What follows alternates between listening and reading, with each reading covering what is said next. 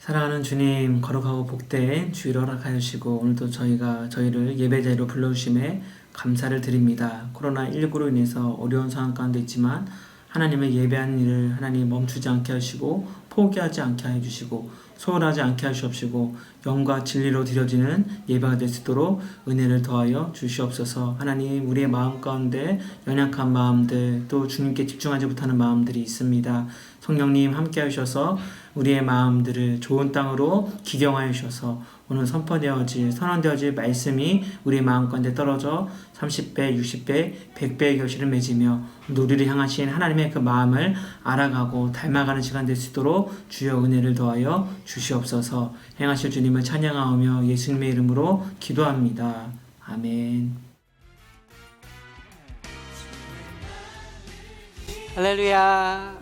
사랑하는 성도님들 그리고 친구들, 한 주간 잘 지내셨나요?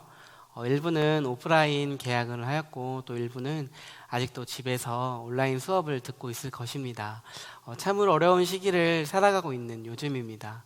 누군가를 만나는 것도 쉽지 않고 어디를 가는 것도 또 조금은 걱정이 되는 그런 날들인 것 같습니다. 우리들의 모습들 또 환경을 보면 결코 찬양할 수 없을 것 같고 또 찬양할 이유들이 없는 것 같은 그런 시대를 살아가고 있는 이 시대에 오늘 성경에서는 우리가 하나님을 찬양하고 또 예배할 이유를 제시해주고 있습니다. 오늘 말씀은 시편 23편과 또 하박국 3장 17절에서 18절까지 말씀입니다. 우리 다 함께 오늘 말씀 읽어보도록 하겠습니다. 시편 23편부터 먼저 같이 읽어보도록 하겠습니다. 시작.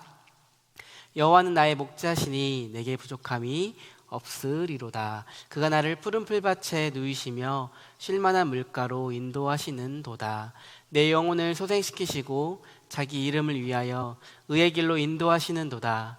내가 사망의 음침한 골짜기로 다닐지라도 해를 두려워하지 않는 것은 주께서 나와 함께 하심이라. 주의 지팡이와 막대기가 나를 안위하시나이다. 주께서 내 원수의 목전에서 내게 상을 차려주시고 기름을 내 머리에 부으셨으니 내 잔이 넘치나이다. 내 평생의 선하심과 인자하심이 반드시 나를 따르리니 내가 여호와의 집에 영원히 살리로다. 하박국 말씀 읽겠습니다. 시작. 비록 무화과나무가 무성하지 못하며 포도나무에 열매가 없으며 감람나무에 소출이 없으며 밭에 먹을 것이 없으며 우리의 양이 없으며 외양간에 소가 없을지라도 나는 여호와로 말미암아 즐거워하며 나의 구원의 하나님으로 말미암아 기뻐하리로다. 아멘. 오늘 말씀은 우리가 너무나도 잘 알고 있는 말씀입니다.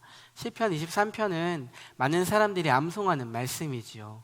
그리고 하박국 3장 17절 이하의 내용은 무화과 나뭇잎이라는 찬양으로 잘 알려져 있는 성경 구절입니다. 그렇기에 우리에게 너무나도 친숙한 말씀일 것입니다. 오늘 시편 23편도 우리가 몇 주간 나눈 시편과 마찬가지로 다윗이 지었다고 알려진 시편입니다. 이 시편 23편에서는 여호와 하나님을 목자로 고백하고 있습니다. 시인은 하나님을 양을 치는 목자의 이미지를 활용하고 있습니다. 이 시편 23편에서는 참된 목자이신 하나님은 어떤 분이신지, 양인 우리에게 어떤 일을 행하시는지를 고백하고 있습니다. 시편 23편 1절의 시작에서 시인은 여호와는 나의 목자라고 고백을 하고 있습니다. 또 그분은 우리에게 부족함이 없게 하는 분이심을 고백하고 있습니다. 하나님은 우리의 목자이십니다. 양을 치는 목자와 같이 우리를 치시고 또 기르시는 목자이십니다. 그분은 우리의 참된 목자이십니다. 이 시간은 참된 목자이신 하나님은 우리에게 어떤 분이신지 또 어떤 일을 행하시는지 알아보기 원합니다.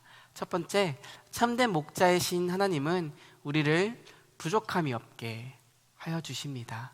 1, 2절에서 시인은 참된 목자이신 하나님은 우리를 부족함이 없게 하시는 분이라고 고백을 하고 있습니다. 우리 1, 2절 한번 같이 읽어보도록 하겠습니다. 시작. 여호와는 나의 목자시니 내게 부족함이 없으리로다. 그가 나를 푸른 풀밭에 누이시며 쉴만한 물가로 인도하시는 도다. 아멘. 목자의 주된 일 중 하나가 바로 양들을 또 가축들을 먹이는 것입니다. 인간이나 모든 생물들은 먹지 않으면 죽게 됩니다. 그렇기 때문에 목자들은 양들에게 좋은 풀을 먹이기 위해서 푸른 풀밭을 찾아다닌다고 합니다. 참된 목자이신 하나님은 목자가 양떼에게 좋은 꼴을, 좋은 풀을 먹이려고 노력하듯이 우리에게 좋은 것을 먹이기 위해 힘쓰시는 분이십니다. 이스라엘 백성들이 애굽을 나와 광야에서 생활을 할 때 그들에게 먹이시고 또 마시게 하신 분이 바로 하나님이시지요.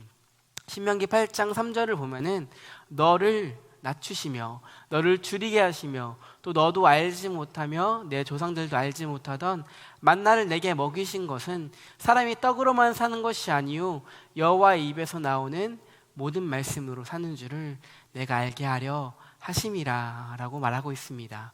광야에서 이스라엘 백성들을 먹이신 하나님은 그들에게 만나와 메추라기를 주시는 목적을 알려주시고 계십니다. 1차적으로 그들이 굶지 않도록 그들에게 음식을 주신 것이지만 궁극적으로는 그들이 하나님 입에서 나오는 모든 말씀으로 살게 될 것이라는 것을 깨닫게 하기 위함이라고 모세를 통해 하나님께서 밝히십니다. 우리에게 부족함이 없게 하시는 목자이신 하나님은 우리의 재정 또 먹을 것들을 채워주시는 것을 의미할 수도 있습니다.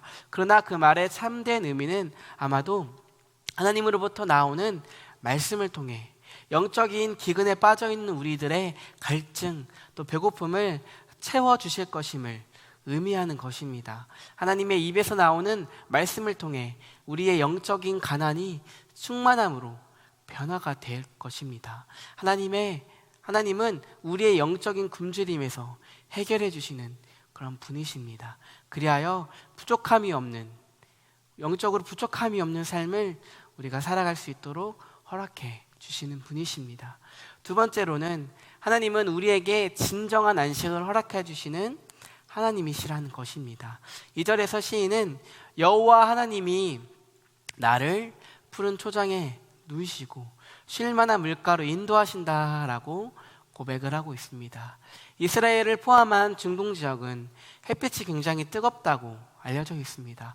우리나라도 여름철에 햇빛이 뜨겁지만 중동 지역은 우리나라와는 조금 다른 날씨라고 합니다. 습한 날씨가 아니기 때문에 뜨거운 햇빛이 비추더라도 그늘 아래에 가면은 정말로 시원하다고 합니다.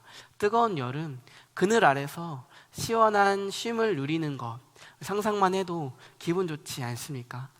오늘 시인은 참된 목자이신 하나님께서 우리를 쉴만한 물가로 이끄신다라고 고백을 하고 있습니다. 양들은 지극히 약하고 겁이 많은 존재라고 합니다. 양들을 포함한 연약한 초식동물들은 아무 데서나 눕거나 쉴 수 없다고 합니다. 언제 어디서 맹수가 쫓아와 자신이 잡힐 수 있기 때문이라고 합니다. 그리고 파리나 벌레들 그리고 다른 동물들과 물의 양들이 괴롭히게 되면은 양들은 쉬지 못하고 눕지 못한다라고 합니다. 그런데 오늘 시인은 참된 목자이신 하나님이 우리를 쉴 만한 물가로 이끌어 주시고 그것에 눕게 한다라고 고백하고 있는 것입니다. 바로 안식을 누리게 한다는 의미인 것입니다. 성경 곳곳에서는 안식에 대해 나오고 있습니다. 하나님이 창조하시고 7번째 날에 안식하셨다라고 말합니다. 그리고 출애굽기의 10계명에서는 안식일을 거룩하게 지키라고 말하고 있습니다.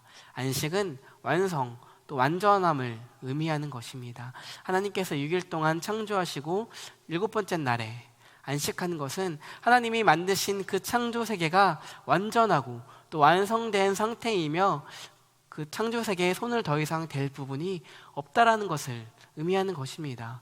우리가 안식하기 위해서는 하나님이 필요합니다. 우리가 하나님 안에 거할 때만이 우리는 안식할 수 있는 것입니다. 안식의 또 다른 의미는 바로 창조 때의 모습의 회복으로 말할 수 있을 것입니다. 죄가 없어 하나님 안에 거하며 하나님과 친밀한 사귐 속에 살아가는 창조 때의 모습을 회복하는 것을 의미하는 것입니다. 23편 마지막 절에 시인은 이렇게 고백을 합니다. 내가 여호와의 집에 영원히 거하리로다 라고 고백을 하고 있습니다. 이 말씀도 바로 안식을 의미하는 것이죠. 여호와의 집에 거하는 것, 즉 하나님 나라에서 안식을 누리는 것입니다. 그리고 여호와 하나님과 동행하는 것, 이것이 바로 우리에게 주신 진정한 의미의 안식이라는 것입니다.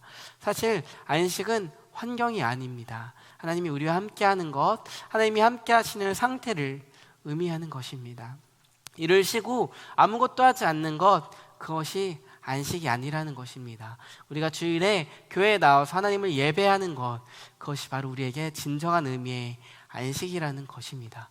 쉬는 날 쉬지도 못하고 교회에 나와 예배드리고 또 봉사하고 섬기기 때문에 쉴 수 없어 우리가 안식을 누리지 못하는 그런 것이 아닙니다. 바로 하나님을 만나고 그분을 예배하고 하나님의 임재를 누리기 때문에 우리가 모든 곳에서 안식을 누릴 수 있는 것입니다. 그렇기 때문에 우리는 모든 삶의 순간순간 하나님과 함께 한다면은 안식을 누리고 그것이 바로 안식이 될 수 있는 것입니다. 참된 목자이신 하나님, 그분이 우리와 함께 하시고 동행해 주시기 때문에 우리는 하나님 안에서 쉼을 누리고 안식할 수 있는 것입니다. 일을 하지 않고 쉬는 것이 안식이라고 생각하지 마십시오. 하나님을 신뢰하고 하나님 안에 거하는 것, 그분과 동행하는 삶, 그것 자체가 안식이라고 성경에서는 고백을 하고 있습니다. 세 번째로는 참된 목자이신 하나님은 우리를 의의 길로 이끌어 주시는 분이라고 고백을 하고 있습니다. 3절에서 시인은 참된 목자이신 하나님이 우리를 의의 길로 이끌어 주시는 분이라고 고백을 하고 있습니다. 양은 시력이 좋지 않은 동물로 알려져 있습니다. 바로 몇 미터 앞밖에는 볼 수 없다라고 알려져 있는데, 그렇기 때문에 양들은 앞에 목자를 따라가는, 양들의 뒤를 따라가는 것입니다. 잠깐 한눈을 팔면 앞에 가던 무리들이 어디로 갔는지 알 수 없어 길을 잃어버린다고 합니다. 그렇기에 양들은 끊임없이 목자의 돌봄이 필요합니다. 목자의 보호와 또 도움이 없으면은 양은 올바른 길로 나아갈 수 없는 존재라고 합니다. 그런데 참된 목자이신 하나님은 잘못된 길을 걸어가는 양 같은 우리를 올바른 길로 이끌어 주신다라고 합니다. 우리가 잘 알고 있는 이사야 53장 6절에서 우리는 다 양 같아서 그릇 행하여 각기 제 길로 갔거늘 여호와께서는 우리 무리의 모든 죄악을 그에게 담당시키셨도다라고 이사야가 말하고 있습니다.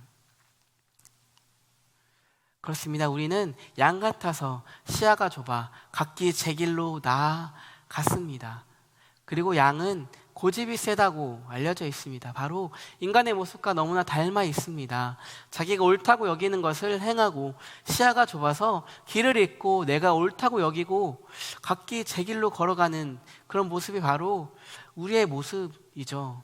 참된 목자이신 하나님은 이렇게 내가 옳다고 여기는, 또 고집센 우리를 올바른 길로 이끌어 주시는 분이십니다. 그 방법으로 하나님께서 우리를 올바른 길로 이끌어 주시는 방법은 바로 예수님께서 죄를 담당하심으로 우리를 구원하여 주시고 예수님을 통해서 우리를 의의 길로 이끌어 주십니다. 네 번째로는 우리 참된 목자이신 하나님은 우리를 보호해 주십니다. 목자들은 막대기와 지팡이를 들고 다닙니다.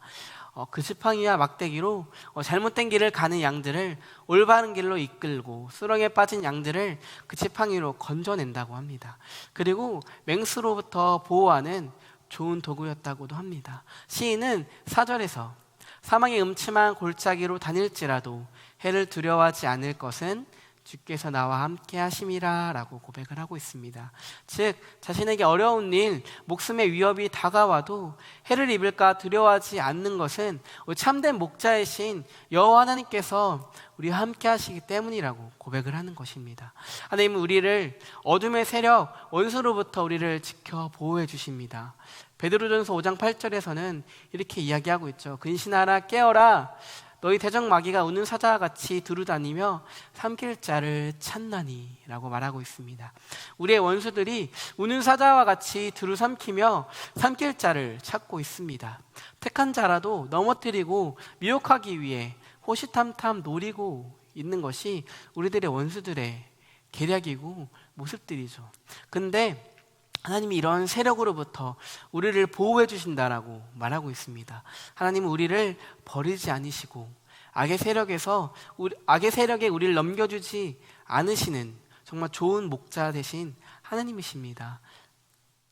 우리를 지켜 보호해 주시는 우리의 구원의 하나님이십니다. 하나님 우리의 참된 목자이시며 또 우리를 먹이시는 목자이시고 우리에게 진정한 안식을 허락해 주시는 하나님이십니다. 또 원수의 세력으로부터 보호해 주시는 정말 좋은 참된 목자 되시는 하나님이십니다. 바로 이런 부분이 하나님을 찬양할 이유가 되는 것입니다. 오늘 두 번째로 읽은 하박국 3장 17절에서 18절 말씀에서는 선지자 하박국은 이런 고백을 합니다. 비록 무화과가 무성하지 못하며 포도나무에 열매가 없으며 감람나무에 소출이 없으며 밭에 먹을 것이 없으며 우리의 양이 없으며 외양간에 소가 없을지라도 나는 여호와로 말미암아 즐거워하며 나의 구원의 하나님으로 말미암아 기뻐하리로다. 아멘. 당시 사회는 농경 사회였습니다. 가축을 키우고 열매와 곡식을 키워서 먹고 사는 그런 시대였습니다. 이 말은 나에게 아무런 소득과 소출이 없어도 하나님으로 인해 기뻐하겠다는 것입니다. 구원의 하나님으로 말미암아 기뻐할 것이라는 것, 구원의 하나님으로 말미암아 기뻐할 것이라고 고백하고 있는 것입니다. 사실 어떻게 보면은 이 고백을 하는 자가 미친 사람이라고 생각할 수 있을 것입니다. 돈도 없고 먹을 것도 없고 직장도 없고 아무것도 없는데 나는 기뻐해 라고 말하는 그런 사람들을 보면은 우리는 이렇게 생각할 것입니다. 실성에서 미친 사람이거나 아니면은 정말 세상을 달관한 사람이거나 라고 이렇게 생각할 것입니다. 하박국서를 보면은 그 앞에 내용에 악한 족속인 바벨론 나라를 통해 이스라엘을 심판하는 하나님의 심판이 이해가 되지 않아 질문하는 하박국의 모습들이 나오고 있습니다. 결국에 악한 바벨론도 하나님의 심판의 대상이 되고 또 그 심판의 소식을 들은 하박국은 그 말을 듣고 이런 찬양을 하고 있는 것입니다. 중요한 것은 하나님 우리를 구원해 주셨다는 사실인 것입니다. 우리의 삶의 모습 가운데 좋은 직장이 없어도 돈을 벌지 못해도 건강이 좋지 않아도 주어진 상황이 정말 시궁창과 같은 모습일지라도 우리는 찬양할 수 있는 것입니다. 바로 구원의 하나님, 그분이 우리와 함께 하신다는 것이 바로 우리의 찬양의 이유이며 삶의 목적인 것입니다.